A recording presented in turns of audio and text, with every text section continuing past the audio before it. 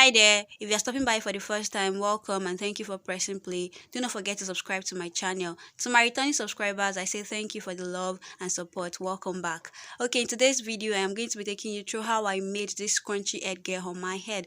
I took the concept of the scrunchy headband that is going run now, that is making the wave now, and I turned it into an headgear because I do not open my hair. Relax and enjoy.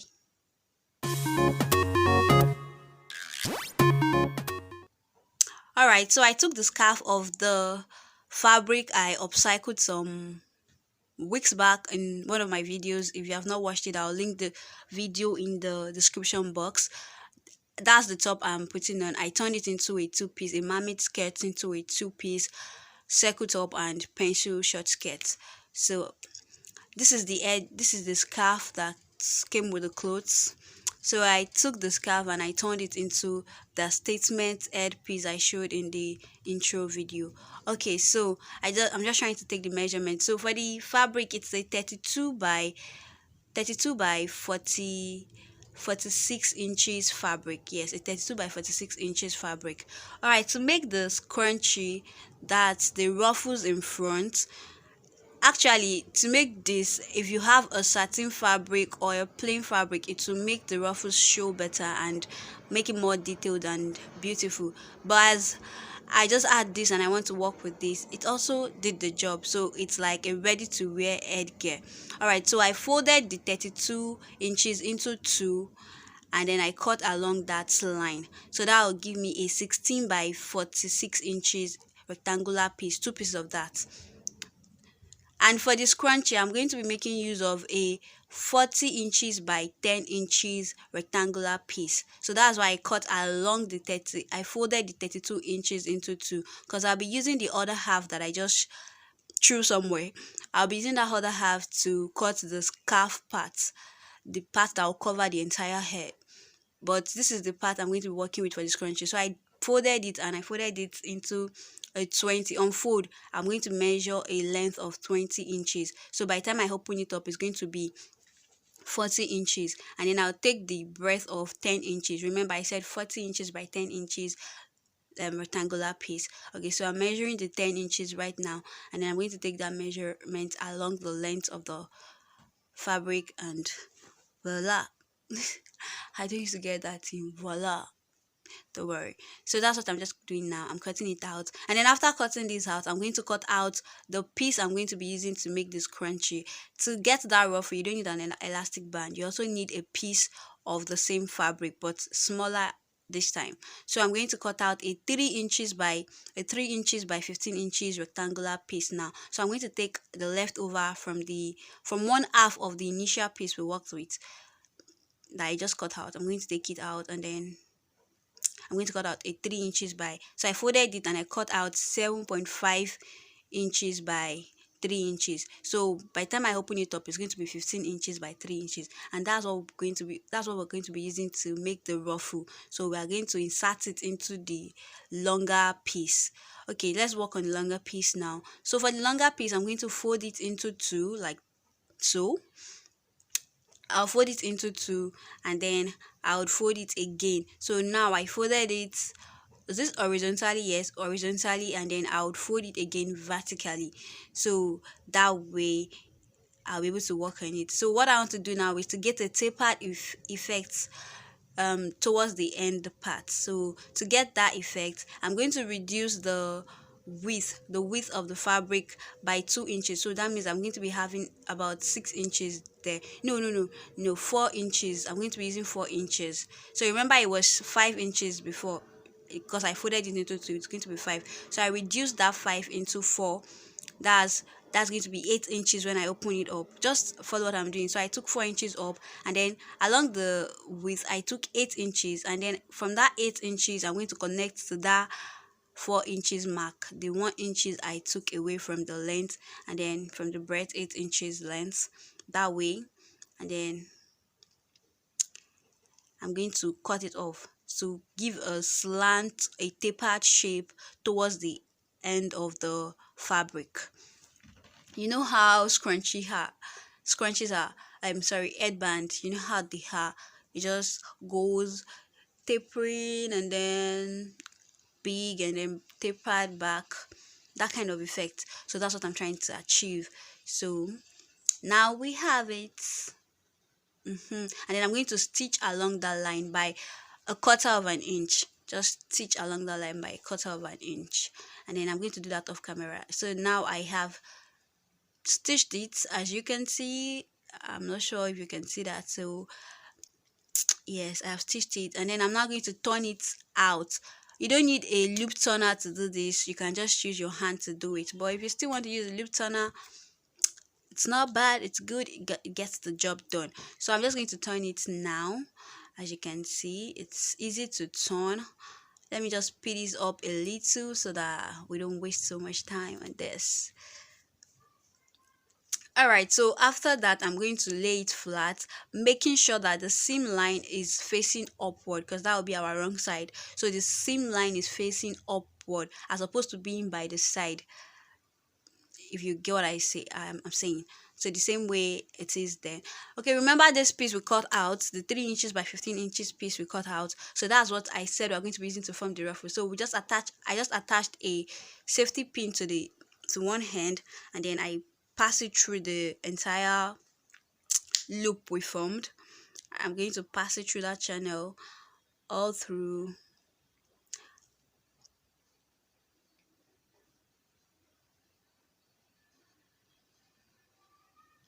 Okay, so before I run it all through, I'm going to secure one edge, that edge that does not have any safety pin attached to it. I'm going to secure it so that it does not just pass through, and then I'm going to be looking for it inside the loop. So I'm going to do that and then run it through to the other hand, and then remove the safety pin and then secure it down again with an office pin. So we already have the scrunchie, the ruffle parts. If you know these new headgear that they tie to bears, there's this ruffled satin headgear that you do now. If you have a satin and you make something like this, it's just going to be easy to wear. It's just beautiful. You can also use ashoke, bear ashoke to make this. Just any of your fabric, use it to make it, but not a lace fabric though, except you're going to be lining the lace fabric with satin, so it could work. Okay, so now this is the other piece that I cut out. Remember the 16 inches by 46 inches we cut out in the beginning? Yeah, this is the other half. So I'm going to be using this to make the scarf for the that covers the entire hair. So this is it. I'm going to be measuring 20 inches. So I'm going to be using a 20 inches by 16 inches. I'm just trying to put it on my head to see how much coverage I have. But if you have, because my hair is not much, I'm actually on low cut, so if you have something, if your hair is big or you're on braids or something, your hair is fuller than mine, you can use a wider and a longer piece.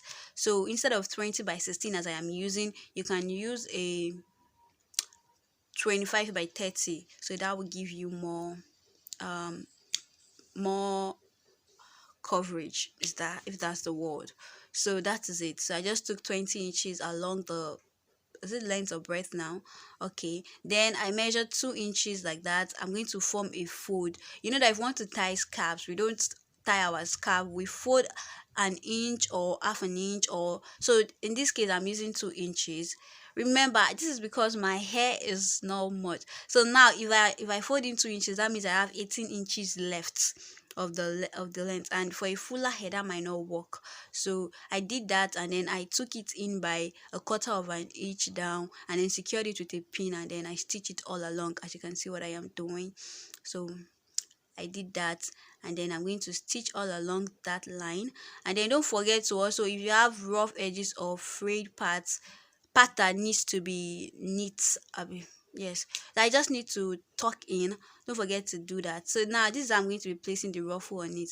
But before that, let's cut out the strip that we're going to be using to tie the scarf, because with that length I cut out, there's no way I'm going to be tying the scarf on its own. And I also need something to attach, because I'm going to be attaching the strip to the ruffle and then to the scarf. Just watch, you're going to understand. Okay, for this strip, I'm using a 6 inches by 26 inches length. but this is, I'm cutting this on fold now, so by the time I open it up, it's going to be 12 by 26 inches, but I'm still going to divide that 12 into 2. So in the end I have 6 by, so I divided it again, as you can see. So now I have 2 strips of a 6 by 26 inches length, and these are, I'm going to be folding it like that, wrong side, and then stitch with by a quarter of an inch, and then that's it. So I'm going to the machine now to stitch that one and the strips. And all right, I've already done that. Okay, I've done that already. So now I'm going to be turning it right side. I'm going to turn to the right side. Yes. Okay, remember the way we placed the ruffle? The seam line face upward, like it's going to be upward or downward, however it is. You're going to be the wrong side, so not by the side, it's going to be facing upward. So now the part that does not have the seam line is going to be our front side, while the other side will be the wrong side. Okay, so I'm going to place it right side to right side based on my explanation earlier. Right side to right side now, and then I'm going to stitch by half an inch together. So I'm attaching the scrunchie part to the strip, as you can see. So right side to right side and by the edge, as you can see, and then I'm going to sew by a quarter of an inch. And then for the end of the strip, remember we did not finish it up the other time, so now I'm just going to tuck it in and then sew by 1/8, just very tiny, just close to the tip as much as possible as you can take. So I just secured that down with a pin because I'm going to be taking it to my sewing machine, and then I'm going to sew it down. All right, so you can see this crunchy part is ready. You can tie it as it is if you don't want to use the scarf parts. You can just tie it as it is instead of using the elastic band method. You can just do this and tie it, and this is going to be adjustable. Anybody can use it, small, big, old, just tie and find a way to wrap it around. But because I am making an headgear, like a full covering scarf, I need to attach it to the scarf part. So I'm just going to trim up the excess like so. Do that for the other side too, and then attach it to the, so remember that the length of that scrunchie is 15, or let's say 14.5, because we've taken it in by half an inch, because the strip we cut out to form the ruffle is 3 by 15. So the scrunchie would either be a 15 inches or a 14.5 inches, right? So now instead of taking that measurement, you're going to deduct 1.5 from that, so that's like 13 inches. So you're going to find a 13 inches mark. So you take the full measurement of the scarf. The length of our scarf is 16. So 16 minus 13, we have 3. So on each side, you have an allowance of 1.5 inches. So that's what I use. So 1.5 inches on the right side and on the left side. And then I'm going to attach the seam line of the attachment of the scrunchie and the strip to that line. I hope it makes sense as I'm explaining this. Please just follow and just try to understand it. The seam line for the joining of the strip and the scrunchie, I attach that seam line to a mark I already drew on. I drew on the fabric. Guys, I just hope you understand. So I drew a 13 inches mark on the fabric. I got that by deducting 16 inches, which is the length of that scarf, from the length of the scrunchie, and then voila, I tack it down. You can use the needle and thread, and you can use your sewing machine, it works. And then now I'm going to tie it, show you how to tie it. So this is what it looks like. So remember, you can increase the length and the breadth to get a fuller scarf, but this is what I am working with. And if you don't want as much of a statement with the scrunchie, you can reduce it to maybe a 40 inches by 6 inches. Remember, I used a 40 inches by 10 inches and I tapered it down. You can use a 40 inches by 8 inches or a 40 inches by 6 inches as you wish. So just say I just try to tie it down. As you can see, I didn't have enough room, but it's okay because my hair isn't much. But if you have a fuller braid or a fuller hair, you need more scarf, more perimeter, you get. So you can see it looks beautiful, right? And you can even make it smaller by just trying to press it in and press it in if you don't want the whole statement. But if you are using a plain fabric or a satin fabric, the ruffles is going to form nicely. And I'm going to do another video using a ruffle, a satin fabric, and even make it better. Anyways guys, that's the end of today's DIY. If you enjoyed this video, don't forget to give this video a thumbs up. Don't forget to subscribe to my channel, comment and share with your friends and family. Thank you for the support. Love you all.